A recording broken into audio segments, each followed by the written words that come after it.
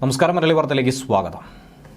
2015 budget അവതരണം മലയാളികൾ ഒരിക്കലും മറക്കാനിടയില്ലാത്തൊരു സംഭവം. അന്ന് നിയമസഭയിലുണ്ടായ കയ്യാങ്കളി, സ്പീക്കറുടെ കസേര മറിച്ചിട്ട സംഭവം, ഇതൊക്കെ തന്നെ ഇന്നും ഒരു സിനിമാ കഥ പോലെ ഏവരും ഉരുവിട്ടുകൊണ്ടിരിക്കുന്ന ഒരു വിഷയമാണ്. രാഷ്ട്രീയ കേരളത്തിന് ഒരിക്കലും മറക്കാൻ കഴിയാത്ത കരിദിനം.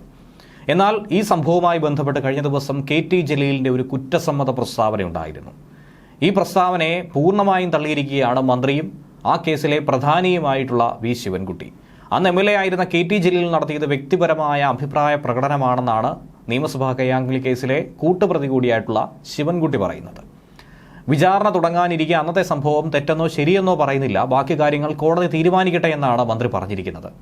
സ്പീക്കറുടെ കസേര തള്ളിയിട്ടത് അബദ്ധമായി പോയി എന്നാണ് മുൻമന്ത്രി KT ജലീൽ കഴിഞ്ഞ ദിവസം സമൂഹമാധ്യമ പോസ്റ്റിൽ ഒരു കമന്റിന് മറുപടിയായി പറഞ്ഞത്. കഴിഞ്ഞ ദിവസമായിരുന്നു അധ്യാപക ദിനം. വിവാദമായ അധ്യാപക ദിന പോസ്റ്റിന് താഴെ വന്ന കമന്റിന് മറുപടിയായാണ് ജലീൽ ഇങ്ങനെ കൊടുത്തത്. ഞാൻ ആ കസേരയിൽ തൊടാൻ പോലും പാടില്ലായിരുന്നു, അതൊരബദ്ധമായി പോയി, മനുഷ്യനല്ലേ, വികാരത്തള്ളിച്ചയിൽ സംഭവിച്ച ഒരു കൈപ്പിഴ എന്നായിരുന്നു ജലീൽ മറുപടി നൽകിയത്. അസംബ്ലിയിൽ EP ജയരാജന്റെ കൂടെ നിന്ന് സ്പീക്കറുടെ ചെയർ വലിച്ചിട്ടത് ശരിയായില്ല, താങ്കൾ അസംബ്ലിയിൽ പോയില്ലിരുന്നെങ്കിൽ PSMO കോളേജിൽ പ്രിൻസിപ്പൾ ആകേണ്ട വ്യക്തിയായിരുന്നുവെന്നാണ് കമന്റ് വന്നത്. കോളേജിൽ എന്തെങ്കിലും ഇഷ്യൂസ് ഉണ്ടായാൽ താങ്കൾ വരുമ്പോൾ വിദ്യാർത്ഥികൾ താങ്കളുടെ ചെയർ വലിച്ചെറിഞ്ഞാൽ എന്തായിരിക്കും താങ്കളുടെ നിലപാടെന്ന ചോദ്യമാണ് കമന്റായി വന്നത്. ഈ കമന്റിനാണ് ജലീൽ മറുപടി നൽകിയത്.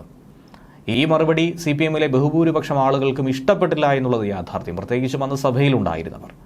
ബാർക്കോഴ വിവാദവേളയിലായിരുന്നു KM മാണിയുടെ ബജറ്റ് അവതരണത്തെ തടസ്സപ്പെടുത്താൻ, അലങ്കോലപ്പെടുത്താനായി അന്ന് പ്രതിപക്ഷ MLAമാരായിരുന്ന LDF അംഗങ്ങൾ നിയമസഭയിൽ കാട്ടിക്കൂട്ടിയ പരാക്രമം പുറം ലോകമറിഞ്ഞത്. അന്ന് മാണിയുടെ ബജറ്റ് അവതരണം തടസ്സപ്പെടുത്തുന്നതിനിടയിലാണ് പ്രതിഷേധം കയ്യാങ്കളിയിലേക്ക് വരെ എത്തിയത്.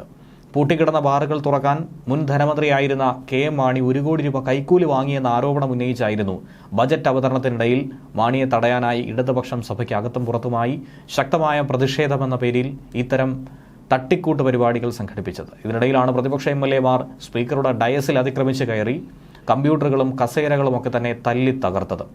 വളരെ ഹീനമായ പ്രവൃത്തി, സഭയിൽ ഒട്ടും തന്നെ ബഹുമാനമില്ലാത്ത പ്രവൃത്തിയായാണ് അതിനെ ലോകം വിലയിരുത്തിയത്. തുടർന്ന് പ്രതിപക്ഷവും ഭരണപക്ഷവും തമ്മിൽ ഒന്നും തള്ളുമുണ്ടായി. പ്രതിപക്ഷ MLAമാർ സ്പീക്കറുടെ കസേര ഉൾപ്പെടെ നശിപ്പിച്ചു.